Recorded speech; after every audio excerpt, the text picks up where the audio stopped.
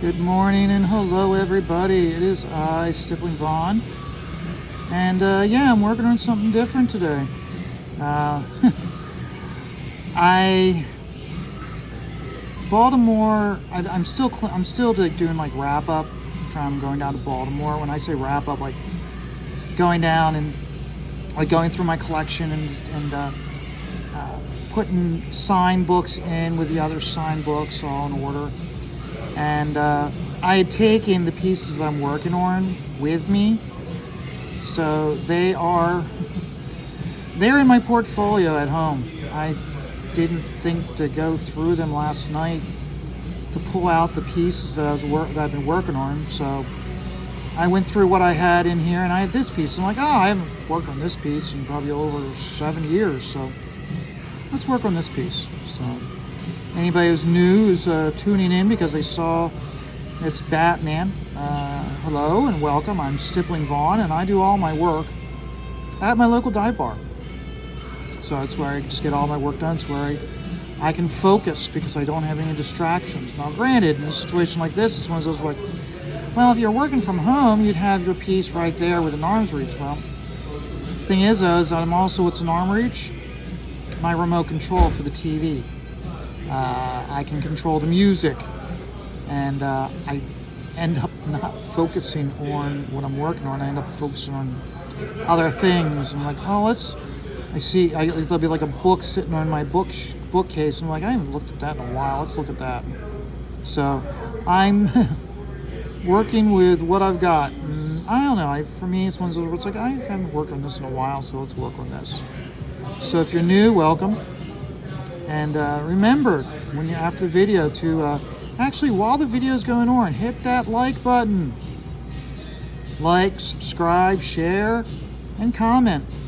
So, but yeah, this is a Batman issue 515 by pencils by Kelly Jones. So I'm just working away at this piece here. It's fun. It's fun because when you have Batman in a different type in the scary version, the way he always did. Plus, also, I've come a long way, so you see how I'm really going in here and pushing with the really light dots to add an extra dimension to the cape. So, but I'm going to work down here and work on that hand. But yeah, Baltimore is in the books. It was last weekend. That's the reason why I didn't post any videos last weekend. Had a great time. Met Shay, Red Valkyrie. And I met Jason, Unhinged. Jason had a booth there. And Shay had her booth. And then Global Frequency Girl, she had her booth. She had a vendor's booth. So at first, when I was standing in line waiting for Chris Claremont to sign, I had trouble finding her booth, so I could stop by and say hi to her. And one thing was funny was when I got there about like a half hour before the doors opened. So those with the early passes had already gotten in, and then there was the line of everybody to get in. And I was like, I don't feel like standing in line. I'm going to stand in enough lines, and I'm not going to get in any faster by standing in line. So I just went to the other end of the causeway, of the concourse, and just sat down. And just sat there and relaxed. And then when I saw everybody walking from the other end down the escalator, I waited until that started to peter out. And I was about to make my way down, and then I saw this girl. This really tall girl with red hair, and I'm like, is that Shay? So I meandered away over there and introduced myself to her, and she was like, oh my God, hi. And so I said, yeah, I'll see you down there. And she was like, Cy's down there already on the convention floor. And so I went down, and I'd already decided that I was going to, like, you know what, go down there now. Even if Chris Claremont's line is long, it's the shortest it's going to be all weekend long. And I was right. So I went and stood there, and sure enough, almost within 5 minutes of me standing in line, Shay showed up, and here she was the line wrangler for Chris Claremont. And if you've ever heard her stories, she's volunteered at other shows as security or line wranglers, and so she's really good at basically just like flirting and talking to everybody there and basically enforcing the line policy. And it made standing in line go by faster having her to chat and laugh with. So I had fun. So, and then afterwards, what it was that originally there was no set plans for if we were going to meet for dinner or whatnot, and I just said, well, keep me in the loop and let me know. And just before the show ended, I mean literally just before the show ended, everybody decided, you know what? Originally it was one of those like, oh, what we'll do is we'll go to our rooms, we'll clean up, we'll relax, and then we'll go out to eat. And I'm like, well, I'm not going to wait too long. But literally they decided, you know what? We're going to just go eat now because as soon as we get out to our rooms, everybody's just going to pass out. I'm like, okay. So she gave me the address for a Mission barbecue outside of the city. So I went there and I used my GPS to go there, and next thing you know, it's getting you out on the highway, and it's like, okay, we're going out on the highway. It was listed as an 11-minute drive, but it said it was going to take you about half an hour to get there. And I'll tell you something, it was a long 11-mile drive. At one point, I'm like, I hope I'm going to the right spot because it seems like I'm taking me all the way out to Timbuktu. But it got me there, and everybody was there. So we had a great time. We had the one young man who was like there, like, hey, if you need me to clean up, if you need anything, let me know. We're like, okay. And he goes, you can just call me anything. Because you can call me Jim, you can call me Jack, you can call me Batman. We're like, yep, that's what we'll call you. So sure enough, towards the end of the evening, we wanted to get a photograph of all of us together.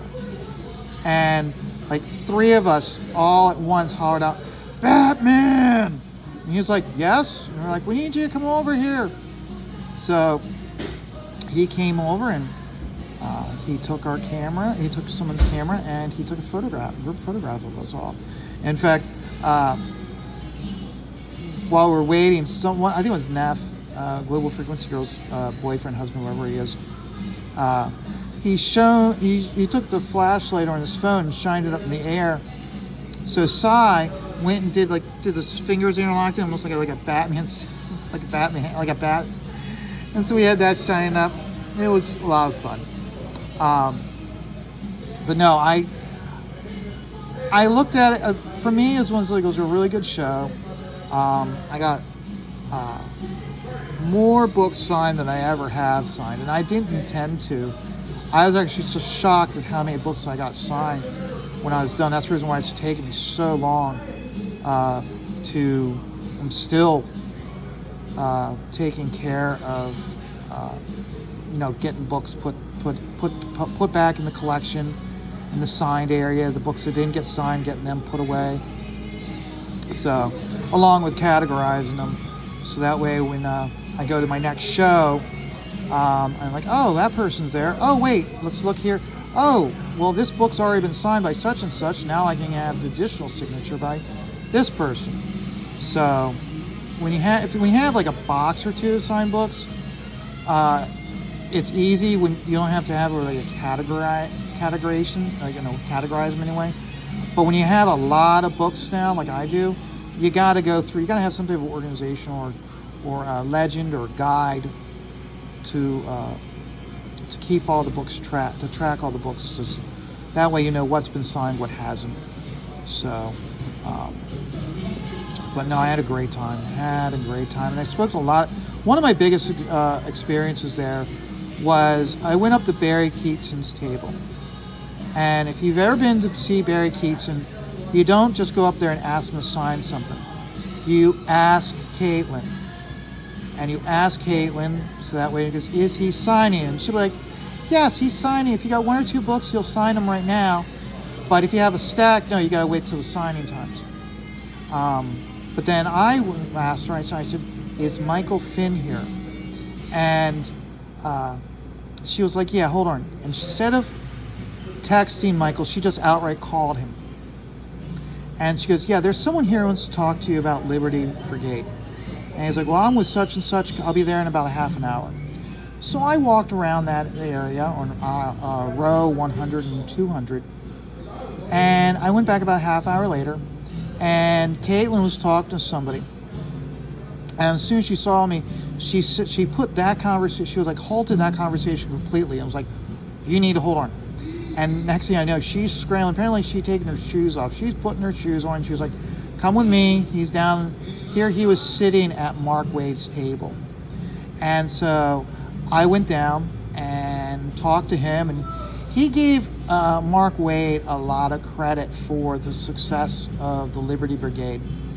I was like, okay, well, I was going, well, that's great that you had this level of experience helping you as an editor. But don't sell yourself short. You did a great job with this book. And I was talking to him about it. And he was to give me like a rundown of what the future plans are for it. As he put it, he goes, I'm waiting until all the work's done before I launch this next one. He learned his lesson from the last one because it took so much longer than he anticipated to get the first one done. And I mean, if you watch my previous videos, if you go back 2 years to my unboxing video of the Liberty Brigade, it's about 40 minutes long, but I go in detail where it's like, you know what? It took a long period of time, but it was well worth the wait. So, and he's got plans. He's got plans for he's gonna do a book or a series of books with the Golden Age superheroes, and then go to the Liberty Brigade heroes. So he's got plans in the mix, and so I talked to him, and he was honestly, I didn't have the books with me that Friday, and I thought I had them. I didn't have them with me on Saturday, so I went back to Caitlin on Sunday and asked if she could get a hold of Michael. Here, Michael had some issue with, he's apparently a lawyer, I discovered, and he had an issue with his law firm. Something was going down where he had to leave literally that morning, right after, during breakfast or right after breakfast, he had to leave. So I wasn't able to get him signed by him, but definitely next year I'll definitely have him sign my Liberty Brigade books. But like I said, we talked about a couple things, and I asked him about if he had any plans for when the heroes when you get into the 50s. And he said, no, not yet. And I told him what my idea was. And he outright goes, wow. He goes, I really like that idea. And I go, that's why I'm telling you, because if you use it, that would be awesome. I mean, I'm freely giving him my idea that he thinks is good. And I hope he does. I hope he does proceed with it. So, but we'll find out. Right now, the idea is the Nazis are doing something in the jungle. So the Liberty Brigade heroes have to go to Africa, to the jungle, to stop the Nazis. So, which is another thing, which also is when you get into the 50s, it's like the war might be over, and you might have a bunch of heroes going over to Korea, but a lot of Germans escaped down to South America and Argentina. So you could have the heroes going down to Argentina to fight more Nazis. So I don't know. There's so many different ideas that he can do with it past the World War II. But one of the biggest things, and I do applaud him greatly for this, is one of the things he did, which I thought was very smart, was he has 2 characters that he's created for the series. So that way he has his own IP along with all of the public domain superheroes. And he could get it, if he keeps this up with the story ideas, there is a possibility that he would still be doing these stories when some of these characters exit into the public domain. I mean, he could do the Shadow, or he could do Batman or Superman if he's doing this story long enough. So I'm really looking forward to seeing what he has up his sleeve, and really looking forward and hoping next year when I talk to him, I can get some more insight of what's going to be happening in the future. Stippler's doing real good. So I met Joe Prado again. It's the first time Joe Prado been there in probably about 6-7 years. Oh, I know. Thank you so much for telling me that. I mean, that thing made a lot of money for our association. Well, if you need another one done, let me know. That thing made over $600. Really? On tickets. Nice. They had, and I didn't even put it up. I just put it up to show people. Yeah. And then it was like the next to the last day. And we have all kinds of stuff up there. You can put your tickets and win shit. Yeah. It's like a huge table full of stuff. It's all baby stuff. So I told the girl, I said, hey, put this on and put it in a separate jar. Yeah. And use separate tickets and sell them. $600 that thing. Imagine if you'd had it up from day one. Everybody wanted that thing. And I have another one, thanks to you. Okay. Remember you made me a copy of it? Yes, I did give you a copy. And that's coming up next month. Ooh. So, Well, let me know for next year if you want another one. yeah. I'm definitely I should get one of them every year from you. Hey, I had a great time doing that one. Last year, Al went to his reunion for the Belknap. It was a missile cruiser. It was in the 70s. It was basically it was a class of destroyer, and here he'd asked me to do an image of his ship, so I did, and it was a great success.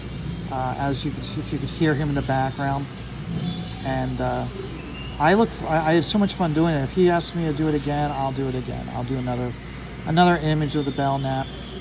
So as he was saying, like it raised over $600 for their organization, which is pretty good. And like he said, it was like almost like the second to last day that they started raffling tickets for it.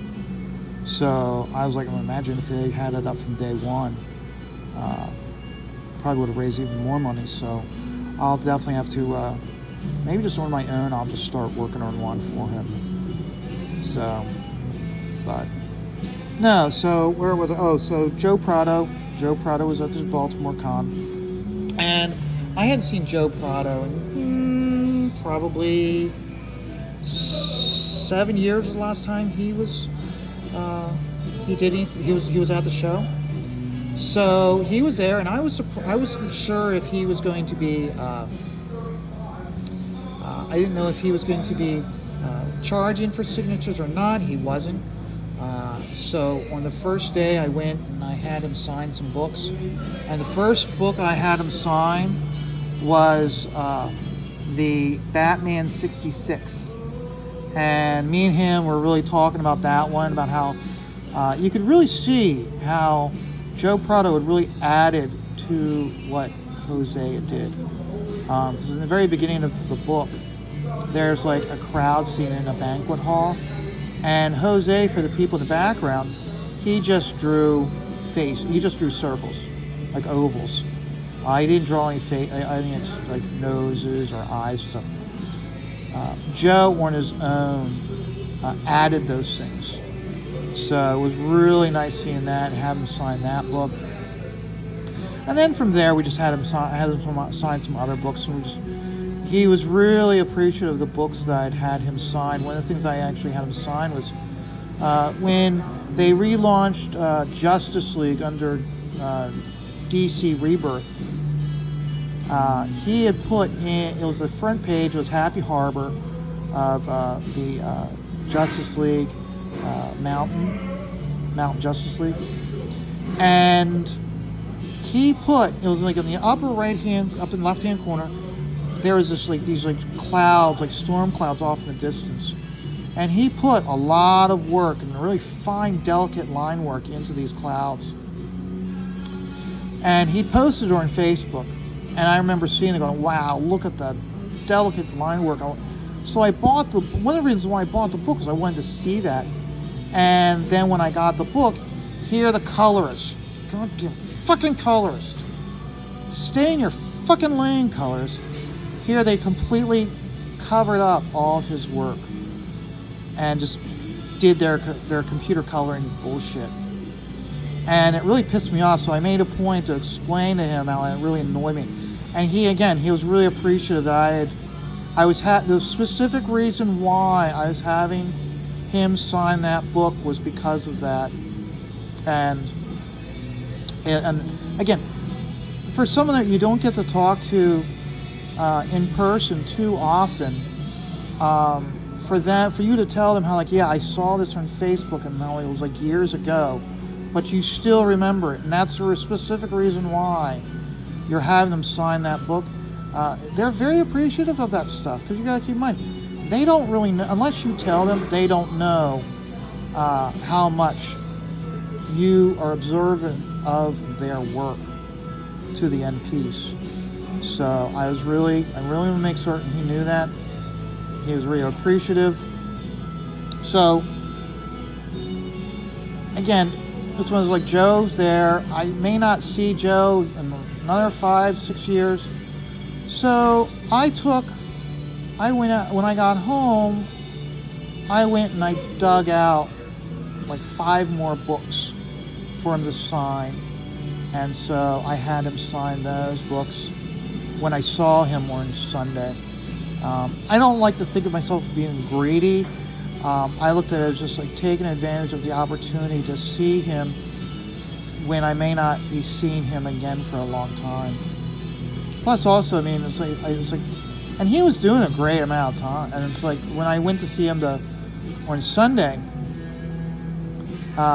here, he had done a lot of spot illustration artwork for the Green Lantern Sinestro Corps secret file. And it was like an early secret files, not the ones that we see these days. We have short stories plus character pages.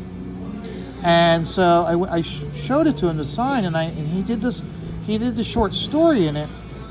But I pointed out to him how like he did a lot of the spot illustrations, and so he went through it page by page and counted, and we counted that he'd illustrated, I think it was about 45 of the Lanterns and the Sinestro Corps characters in the book.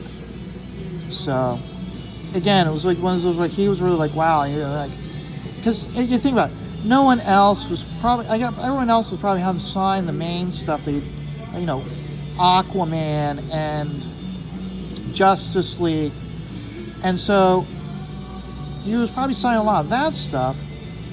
So he probably didn't get too many people going up to him with the Green Lantern Secret Files issue for him to sign.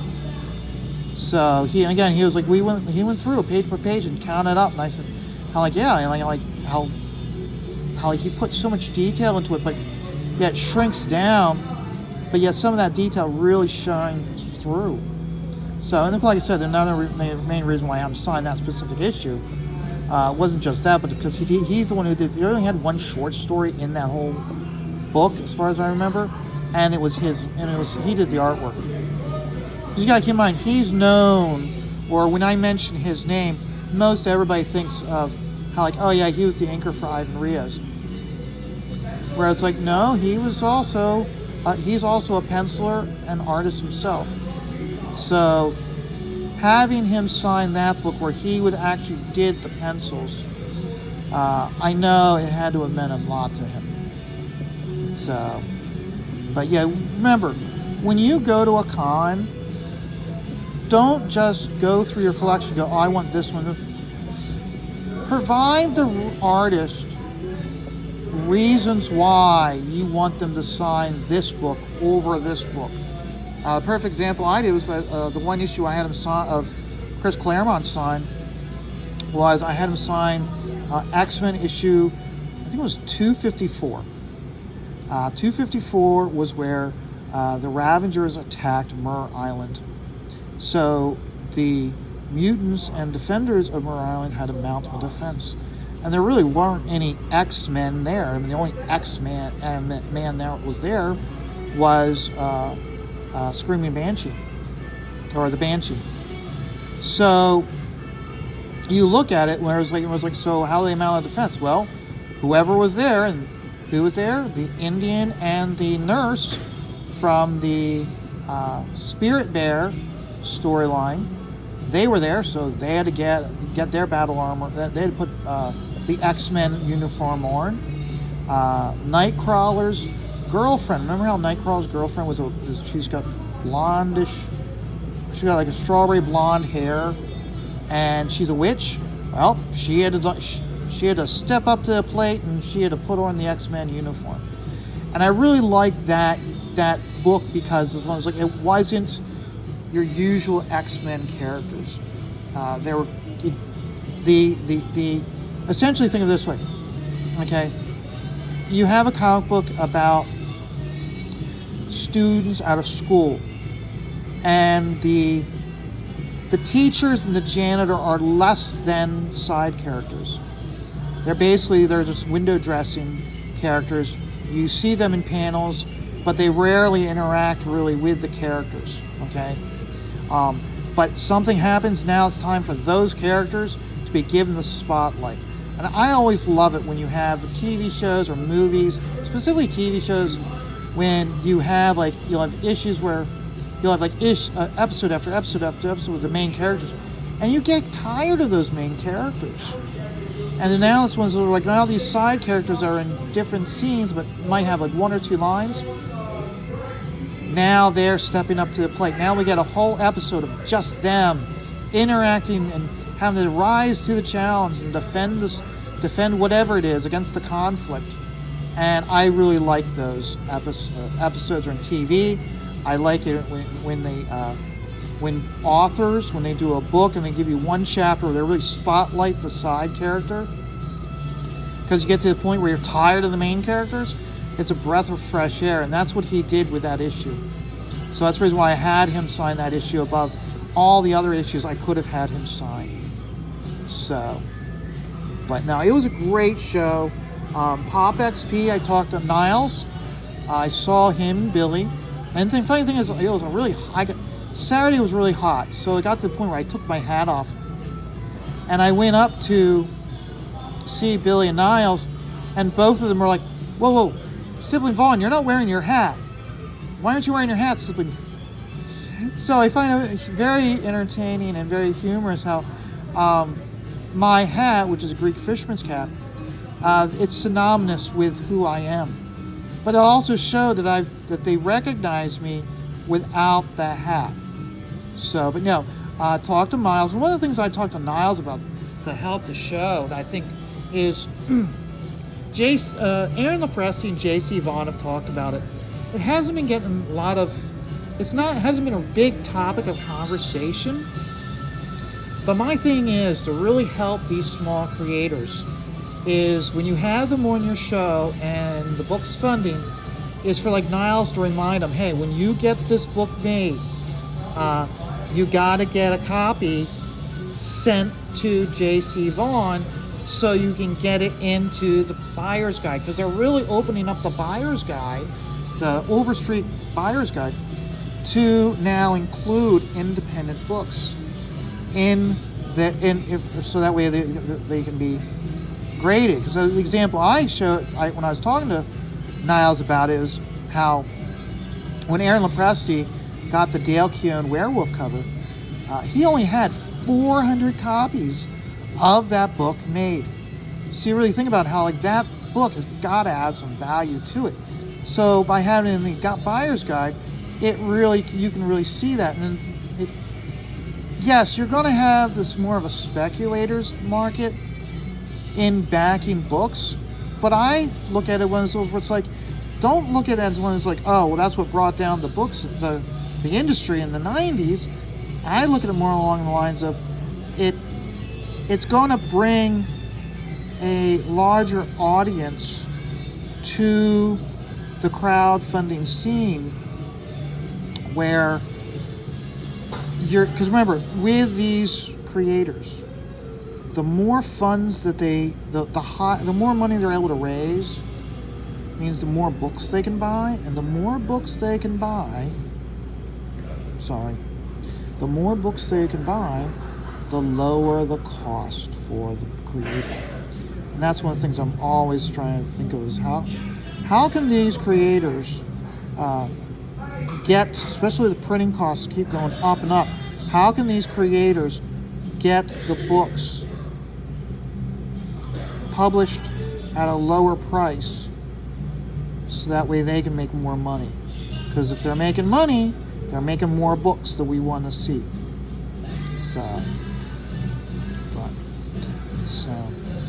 But no, I'm always trying to think of things, and that's one of the things I see. And Niles did tell me, now he was very tight-lipped, but he did tell me that Pop XP has some big things coming down the pike. Things that'll benefit Billy and Niles, and also benefit creators. So he's got some. So definitely want to keep an eye on the Pop XP. He's the way he was talking. It sounds like they're really going to like December or January. They're really going to be able to be more open to the public about what they've got going on.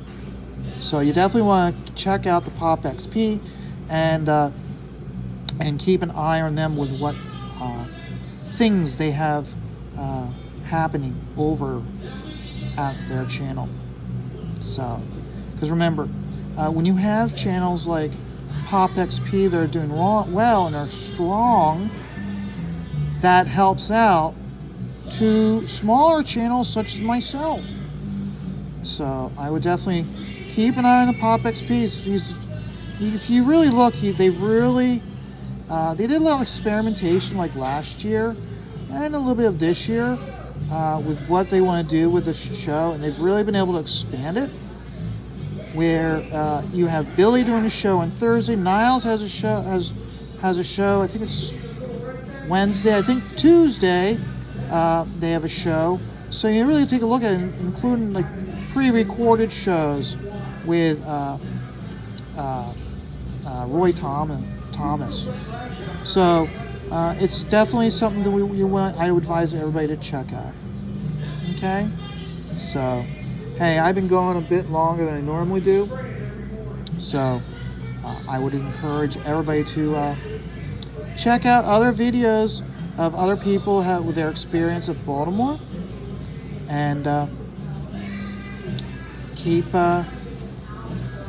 thank you very much for watching, and don't forget to hit like and subscribe, and of course, with all else, remember, life is always going to be stressful, and that's why you take it all one dot at a time.